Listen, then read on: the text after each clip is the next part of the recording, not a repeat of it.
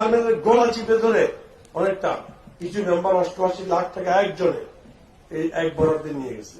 এরকম 3টা বরাদ্দ আসে। এদেরকে চিনে রাখবেন না কারা।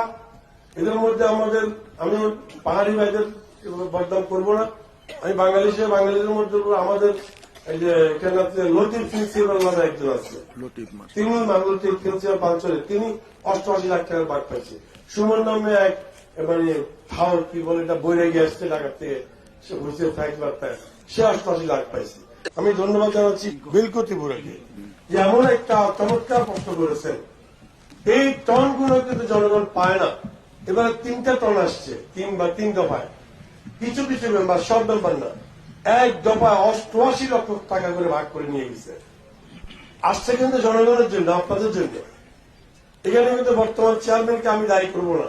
চেয়ারম্যানের গোলা চিপে ধরে অনেকটা কিছু মেম্বার 88 লাখ টাকা একজনে এই এক বরাদ্দে নিয়ে গেছে।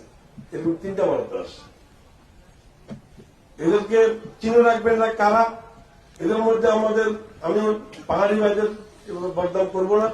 আমি বাঙালি হিসেবে বাঙালিদের মধ্যে আমাদের এই যে এখানে লতিফ প্রিন্সিপাল নামে একজন আছে, তিনি লতিফ প্রিন্সিপাল পাঞ্চলে তিনি 88 লাখ টাকার বাদ পাইছে। সুমন নামে এক মানে ফাউল কি বলে এটা বইরে গিয়ে আসছে ঢাকা থেকে, সে ঘুরছে ফ্লাইট বার্তায়, সে 88 লাখ পাইছে।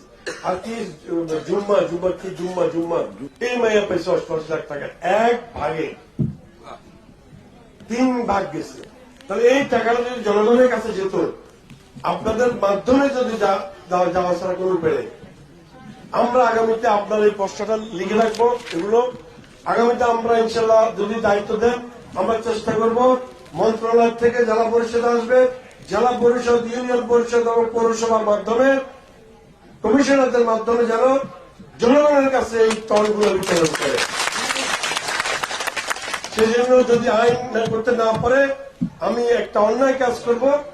এটা অন্যায়ের অনুমতি আপনারা যদি দেন, ওই চেয়ারম্যানকে বাধ্য করবো, আইনে যদি কাভার না করে বাধ্য করবো, তুমি টন খেও না, টন জনগণের কাছে দিয়ে দাও।